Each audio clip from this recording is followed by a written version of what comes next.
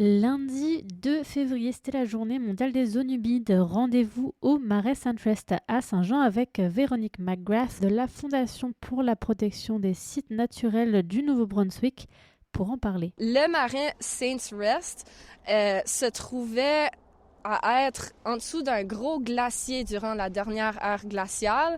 Puis, quand il a rétréci, il a bougé, il a déposé plein de gros cailloux, des résidus de glacier, puis ce qui a vraiment aménagé le territoire du marais.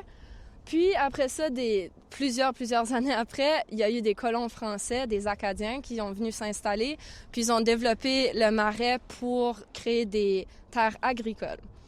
Puis après ça, finalement, aujourd'hui, la mer a repris sa place, puis qui a créé le marais qu'on voit maintenant. Les terres humides, c'est des endroits où est-ce que l'eau se trouve au même niveau du sol et même parfois par-dessus, ce qui crée des habitats pour toutes sortes d'animaux et de plantes. Ça nous donne aussi plein de services pour nous sans même qu'on le réalise. Des services comme ça protège nos routes et nos bâtiments. Ça contribue à gérer les inondations. Ça peut garder l'eau en temps de sécheresse. Donc, ça contribue à l'atténuation des effets des changements climatiques et toutes sortes d'autres bénéfices comme ça. Donc, c'est vraiment un endroit à protéger. Donc, le marais Saint-Rest à Saint-Jean, c'est un endroit protégé de différentes façons. Donc, sur la réserve naturelle Gordon F. Carville, il y a 50 hectares protégés. Puis, il y a des différents habitats dans le même endroit. Donc, on a une partie de forêt, on a une partie où est-ce que c'est l'océan. Donc, on a une plage, on a la partie du marais.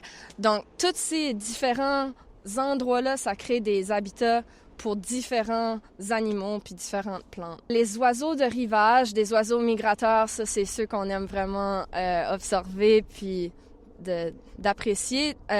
Parmi eux, ça serait la grande aigrette, un oiseau vraiment grand, impressionnant, beau. Le faucon pèlerin. Il y aurait des bécassos semi-palmés. Il y aurait dans différentes sections. Il faudrait les trouver puis surtout venir à différents moments de l'année. Mais il y aurait l'astère de New York. Ça serait une plante que tu pourrais trouver dans plus l'intérieur de la réserve.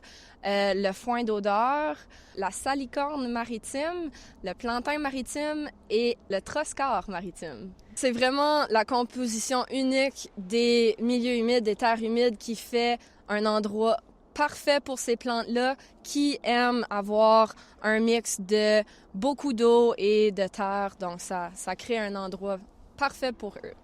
Donc, pour les protéger, ces marais-là, premièrement, s'éduquer, de savoir vraiment qu'est-ce qui serait qu'est-ce qui est leur importance, puis qu'est-ce que on peut faire pour les aider, ça serait de s'assurer de les protéger de façon officielle, de faire sûr que ces zones-là ne vont pas être touchées puis pas être développées pour qu'on préserve ces endroits-là pour tous les animaux, toute la faune, la flore qui s'en sert. Le marais Saint-Rest fait partie des zones reconnues mondialement pour la protection notamment des oiseaux migrateurs qui y passent. Et ces oiseaux, justement, pour mieux les observer, on vous conseille d'aller au marais plutôt au moment des migrations, donc au printemps et en automne. Et pour plus d'informations sur la protection de ces espaces, nous vous conseillons le site de la Fondation pour la protection des sites naturels du Nouveau-Brunswick, Nature Trust. C'était Loane Gagnolet pour IJL à Saint-Jean.